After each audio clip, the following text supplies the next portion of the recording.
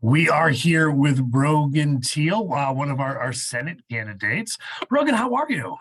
Hey, Cory, I'm doing awesome. How are you today? Doing great. Hey, thanks for taking the time to do this. I just think it's really Thank uh, you for having me on.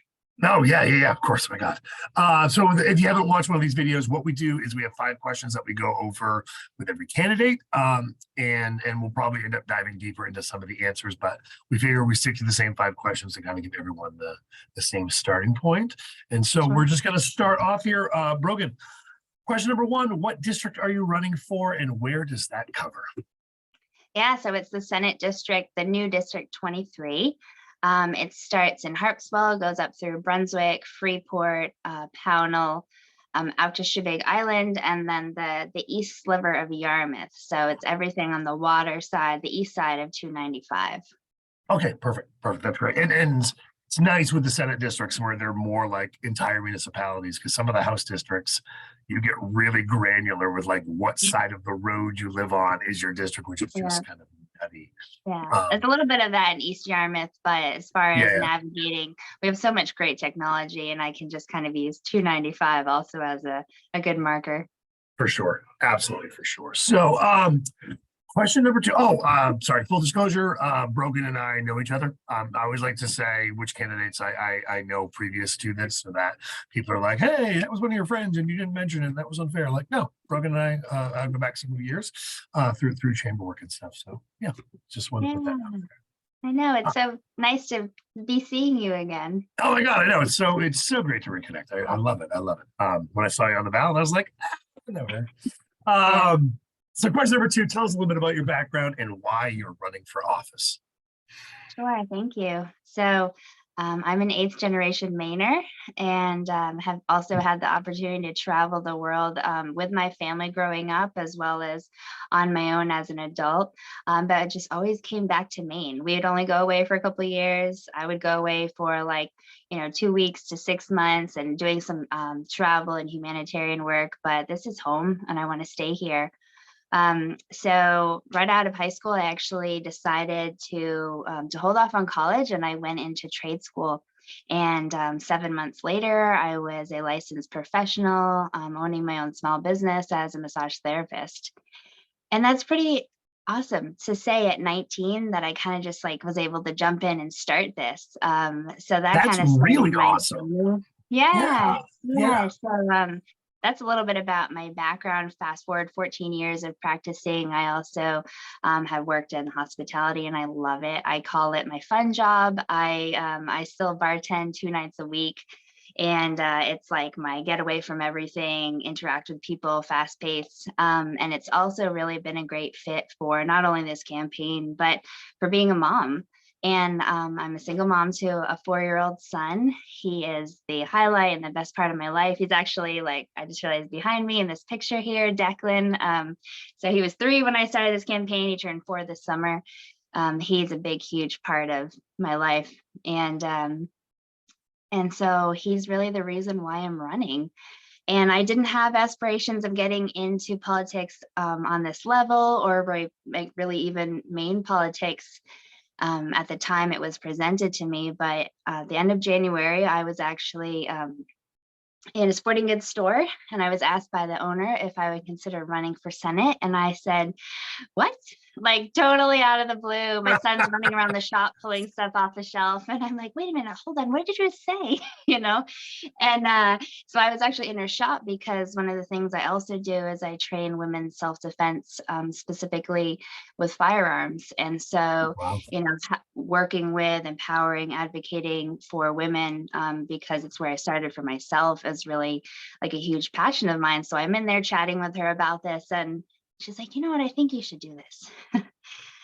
Fast forward a couple days, there's a blizzard happens. I get all these phone calls from Augusta and all these different people, and they're just saying, this is your state. This is your future. It's your son's future when, all the the white-haired people that typically seems to take over politics. Like when they're gone, who's going to be left? And it just really hit home with some other things that resonated and had also been concerns of mine, just watching our state for the past few years and calling it home for most of my life. Is like, is it really the way Maine should be right now? Our motto. So it kind of just all came together in this synchronicity, and I said yes. And then I said, okay, now let's figure that out. So that's what we've been doing for 8 months.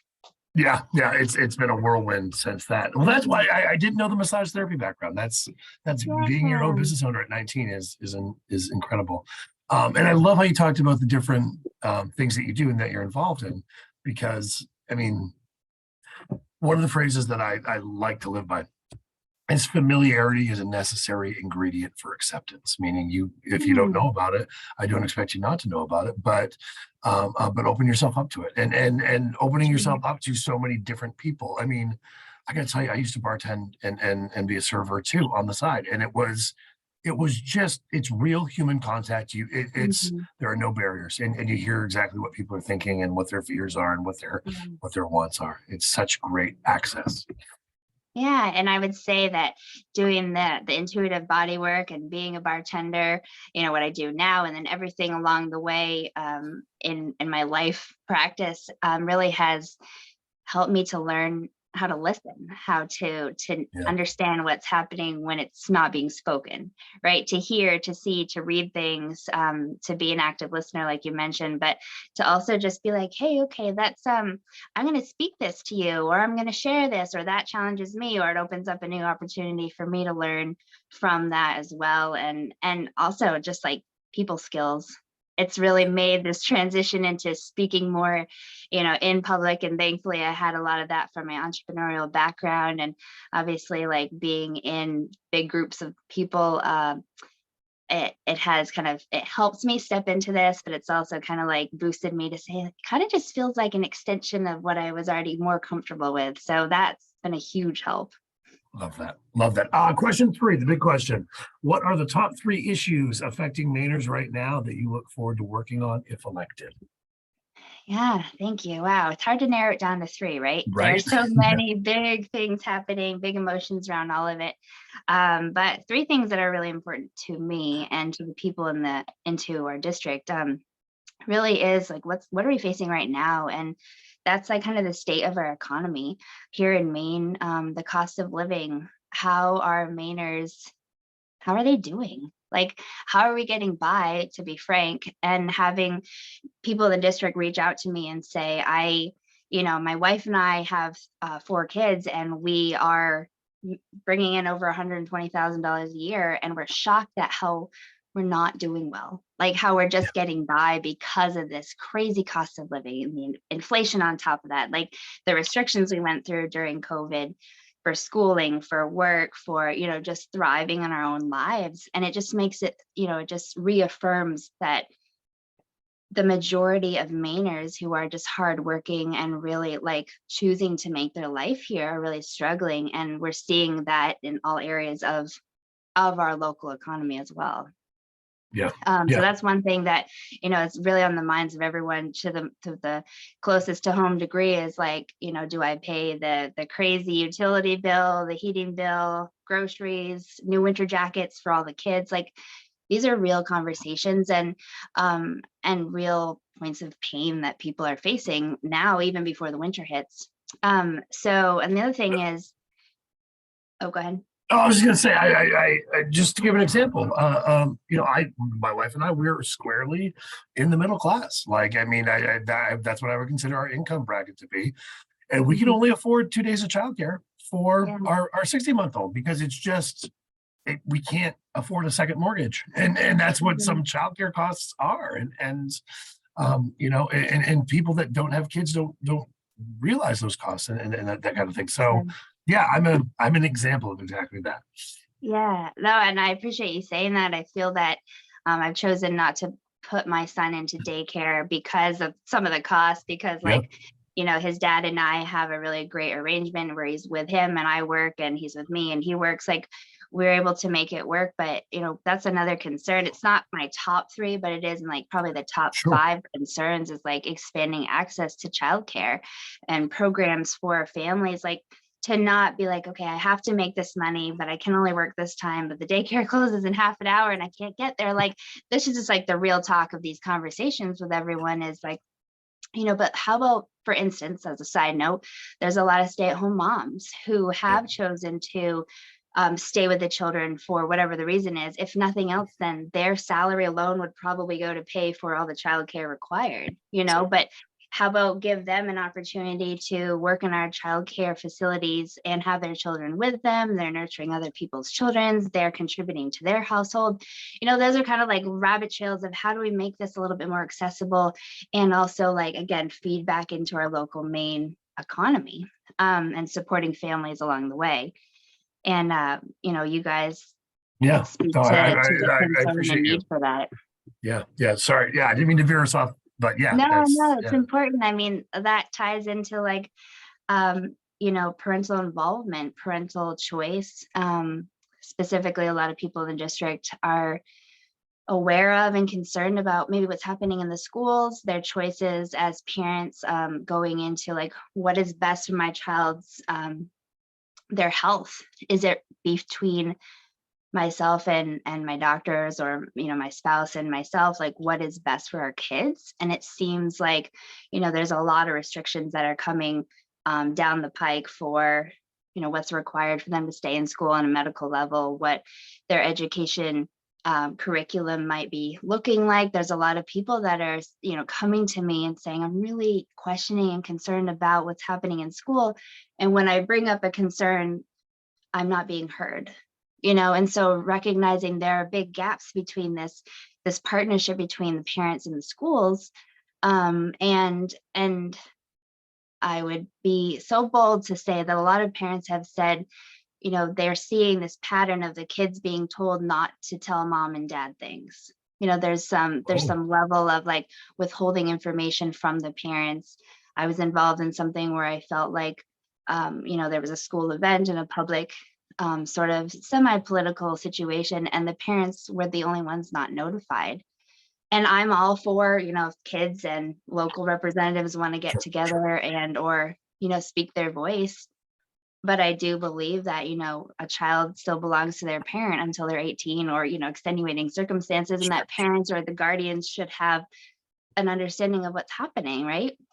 And it makes me wonder if something's being withheld, or if my questions aren't being received, or parents' questions aren't, is there something that's being hidden? Is there like what's behind here? And it's caused a lot of parents some angst because they are questioning and they're concerned, and their hands are tied because they have to, if they have to work, and how do I choose how to educate my children? And do I get the freedom to choose what's best for their health? And so all of that ties into parents' choice and parents' voice being a little bit stronger, bolstering that partnership so that both sides of the aisle are heard and validated.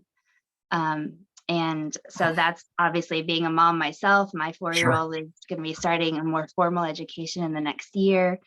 And so I care on a very personal level what he's going to be learning, and all the other children, what they're going to be learning. Well, and it's, I mean, before we had Alex, before I had my son, or we had our son, I should say, issues still mattered, and they hit, but they just hit differently once you're a parent.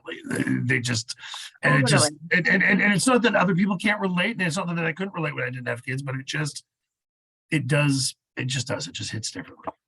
Yeah. And it puts into perspective maybe some issues we thought mattered that were like, those are nice, but that isn't really like on the need versus want issue here. Like, we need to focus on really what is impacting the family the most. And then I guess my more third point is, our jobs and the workforce here in Maine, and just seeing, I mean, we're kind of, I believe, going on to month 3 of, an all-time low in unemployment. And one of the things that I remember kind of hearing while I was mulling over this idea of running for Senate was like, looking at and hearing that maybe the average welfare recipient, whatever their circumstance, however they got there, a lot of them maybe still there since COVID, they're making almost $4,000 a month.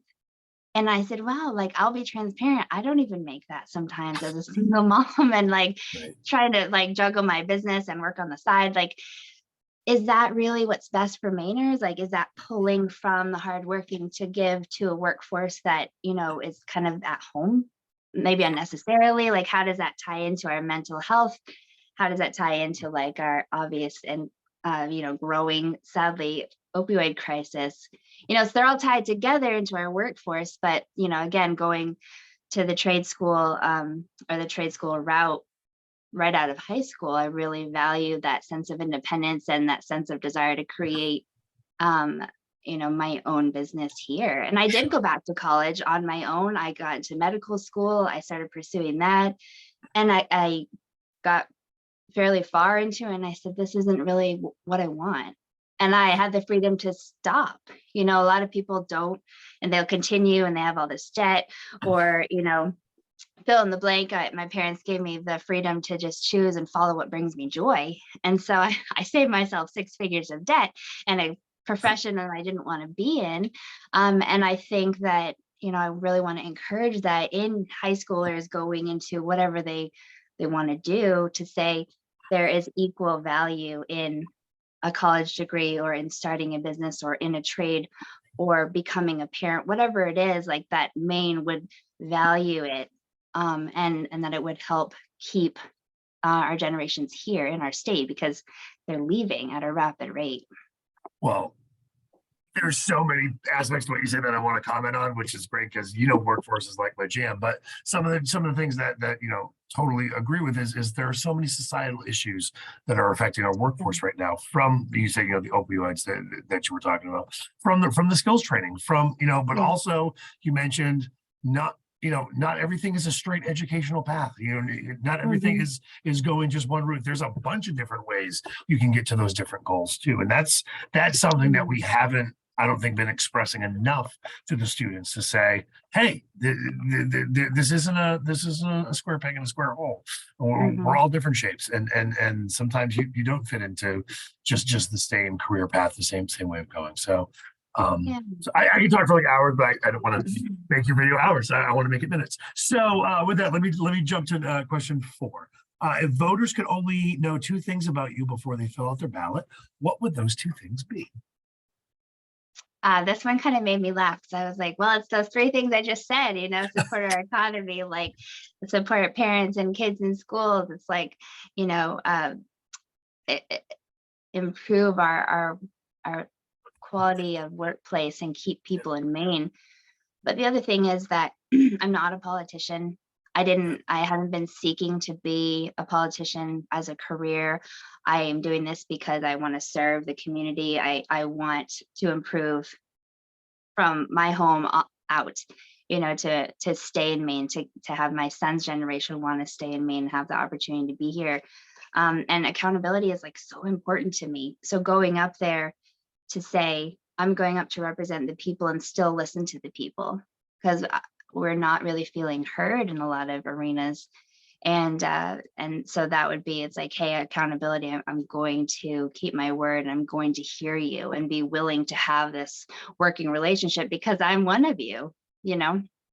So. Well, and from your background of all the different things that you're involved in, I mean, that sounds like that's what you do, is you meet a bunch of different people that have a bunch of different interests, and you're just trying to kind of sponge all of their needs and find out what's most relevant. I think that's the way to do it. I think that's the way to do it is you know, our legislators are representative of the people in their district, and keeping that line of communication open is critical.